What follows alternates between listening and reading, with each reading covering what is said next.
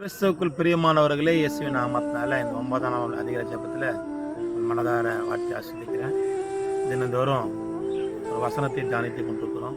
இன்றைக்கு கூட ஒரு நல்ல வசனத்தை சிலுவை குறித்து நாம் உபதேசிக்கிறோம். அல்லேலூயா. படிங்கப்பா. நானும் நம்முடைய கர்த்தராகிய இயேசு கிறிஸ்துவின் சிலுவையை குறித்து அல்லாமல் வேறொன்றையும் குறித்து மேன்மை பாராட்டவில்லை. அல்லேலூயா. பாருங்க, நீ சிலுவையை குறித்து யாருமே மேன்மை பாராட்டுகிறது இல்லை.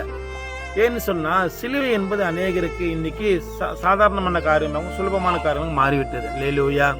ஆனா ஆண்டவராகிய இயேசு கிறிஸ்து சிலுவை தான் சுமந்து கொண்டு அநேக பாடுகளை பட்டு நம்மை உயர்த்தி நம்ம அதிகாரத்தில் நடத்தி நம்ம நன்மையில் நடத்தி கொண்டிருக்கிறார். ஆனாலும் அவரை குறித்து இன்னைக்கு எந்த நபர்களும் விசுவாசிகளும் ஒருவரும் மேன்மை பாராட்டுகிறதே இல்லை. அல்லேலூயா. ஆமா, சிலுவை குறித்து மேன்மை பாராட்டாமல் சொந்த பந்தங்களை குறித்து தன் தாய் தகப்பன் என்ன செய்தார்கள், சொந்தம் என்ன செய்தார்கள் குறித்து மேன்மை பாராட்டி கொண்டிருக்கிறார்கள். அதனால் சிலுவை குறித்து மேன்மை பாராட்டி அவன் நாமத்தை மகிமைப்படுத்தி இந்த காலை வேளையில இந்த வசனம் தியானித்திருக்கிறோம். இந்த காணொலி மூலமா சந்திக்கிறதுல சந்தோஷம். இந்த காணொலி பாருங்க, கர்த்தர் உங்களை ஆசீர்வதிப்பாராக.